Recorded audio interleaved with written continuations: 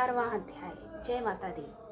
देवताओं का देवी की स्तुति करना और देवी का देवताओं को वरदान देना। महर्षि मेधा कहते हैं, दैत्य के मारे जाने पर इंद्र आदि देवता अग्नि को आगे करके कात्यायनी देवी की स्तुति करने लगे। उस समय अभीष्ट की प्राप्ति के कारण उनके मुख खिले हुए थे।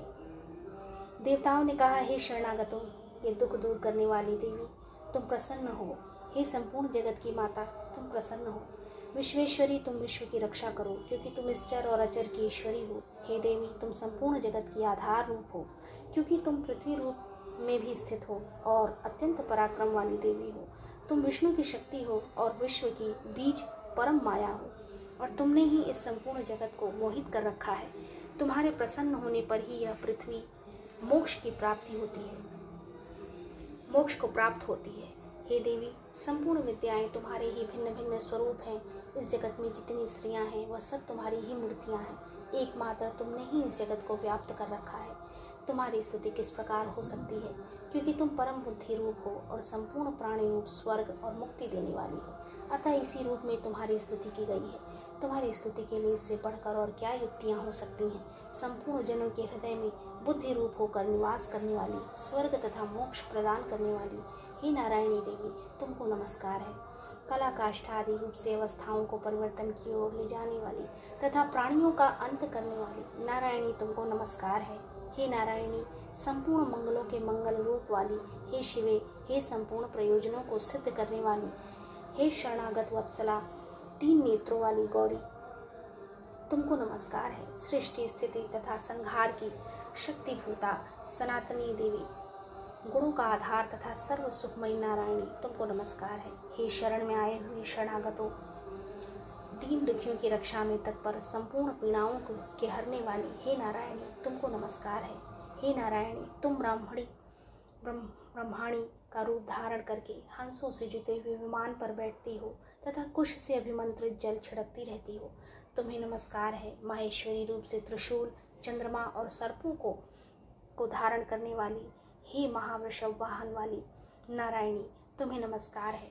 मोरों तथा कुक्कुटों से घिरी रहने वाली, महाशक्ति को धारण करने वाली, हे कौमारी रूप धारणी निष्पाप नारायणी, तुम्हें नमस्कार है। हे शंख, चक्र, गदा और शांग धनुष रूप आयुधों को धारण करने वाली वैष्णवी शक्ति रूपा नारायणी, तुम हम पर प्रसन्न हो, तुम्हें नमस्कार है। हे दांतों पर पृथ्वी धारण करने वाली वाराह रूपिणी कल्याणमयी नारायणी, तुम्हें नमस्कार है। हे उग्र नृसिंह रूप में दैत्यों को मारने वाली, त्रिभुवन की रक्षा में संलग्न रहने वाली नारायणी, तुम्हें नमस्कार है। हे मस्तक पर किरीट और हाथ में महावज्र धारण करने वाली, सहस्र नेत्रों के कारण उज्ज्वल वृत्रासुर के प्राण हरने वाली इंद्रिय शक्ति, हे नारायणी, तुम्हें नमस्कार है।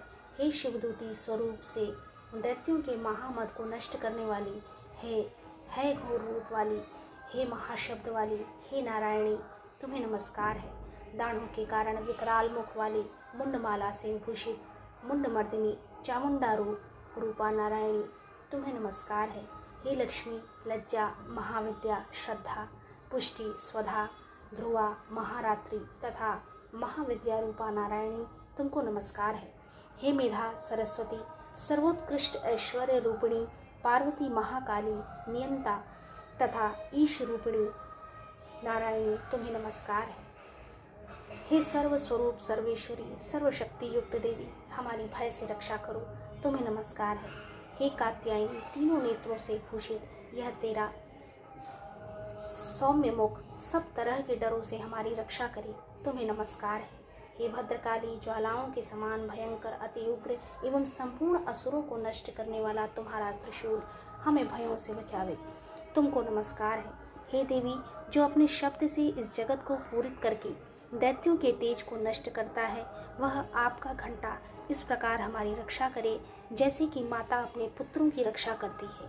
हे चंडिके, असुरों के रक्त और चर्बी से चर्चित जो आपकी तलवार है, वह हमारा मंगल करे, हम तुमको नमस्कार करते हैं।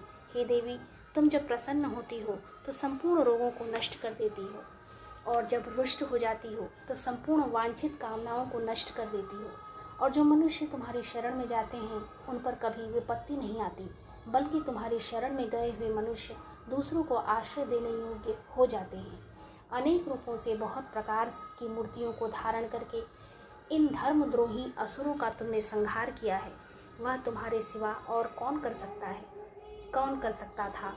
चतुर्दश विद्याएं, षट शास्त्र और चारों वेद तुम्हारे ही प्रकाश से प्रकाशित हैं। उनमें तुम्हारा ही वर्णन है। और जहाँ राक्षस, विषैले सर्प, शत्रुगण हैं, वहाँ और समुद्र के बीच में भी तुम साथ रहकर इस विश्व की रक्षा करती हो। हे विश्वेश्वरी, तुम विश्व का पालन करने वाली विश्व रूपा हो, इसलिए संपूर्ण विश्व को धारण करती हो। इसलिए ब्रह्मा, विष्णु, महेश की भी वंदनीय हो।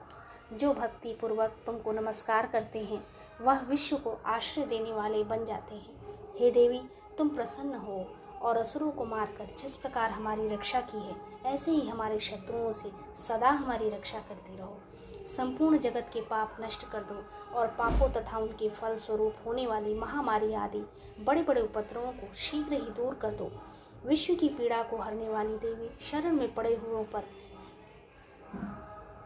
प्रसन्न हो। त्रिलोक निवासियों की पूजनीय परमेश्वरी, हम लोगों को वरदान दो। देवी ने कहा, हे देवताओं, मैं तुमको वर देने के लिए तैयार हूँ। आपकी जैसी इच्छा हो वैसा वर मांग लो, मैं तुमको दूंगी। देवताओं ने कहा, हे सर्वेश्वरी, त्रिलोकी के निवासियों की समस्त पीड़ाओं को तुम इस प्रकार हरती रहो और हमारे शत्रुओं को इस प्रकार नष्ट करती रहो। देवी ने कहा, वैवस्वत मनवंतर के 28वें युग में 2 और महाअसुर शुंभ और निशुंभ उत्पन्न होंगे। उस समय मैं नंद गोप के घर से यशोदा के गर्भ से उत्पन्न होकर विंध्याचल पर्वत पर शुंभ और निशुंभ का संहार करूंगी। फिर अत्यंत भयंकर रूप से पृथ्वी पर अवतीर्ण होकर मैं वैप्रचिति नामक दानवों का नाश करूंगी। उन भयंकर महाअसुरों को भक्षण करते समय मेरे दांत अनार के पुष्प के समान लाल होंगे। इसके पश्चात स्वर्ग में देवता और पृथ्वी पर मनुष्य मेरी स्तुति करते हुए मुझे रक्त दंतिका कहेंगे। फिर जब 100 वर्षों तक वर्षा न होगी तो मैं ऋषियों की स्तुति करने पर आयोजित नाम से प्रकट होंगी और अपने 100 नेत्रों से ऋषियों को देखूंगी। अतः मनुष्य शताक्षी नाम से मेरा कीर्तन करेंगे। उसी समय मैं अपने शरीर से उत्पन्न हुए प्राणों की रक्षा करने वाले शाकों द्वारा सब प्राणियों का पालन करूंगी और तब इस पृथ्वी पर शाकंभरी के नाम से विख्यात होंगी। और इसी अवतार में मैं दुर्ग नामक महाअसुर का वध करूंगी और इससे मैं दुर्गा देवी के नाम से प्रसिद्ध होंगी। इसके पश्चात जब मैं भयानक रूप धारण करके हिमालय निवासी ऋषियों महर्षियों की रक्षा करूंगी, तब भीमा देवी के नाम से मेरी ख्याति होगी। और जब फिर अरुण नामक असुर तीनों लोगों को पीड़ित करेगा, तब मैं असंख्य भ्रमरों का रूप धारण करके उस महादैत्य का वध करूंगी। तब स्वर्ग में देवता और मृत्युलोक में मनुष्य मेरी स्तुति करते हुए मुझे भ्रामरी नाम से पुकारेंगे। इस प्रकार जब जब पृथ्वी राक्षसों से पीड़ित होगी, तब तब मैं अवतरित होकर शत्रुओं का नाश करूंगी। 11वां अध्याय समाप्त। जय माता दी।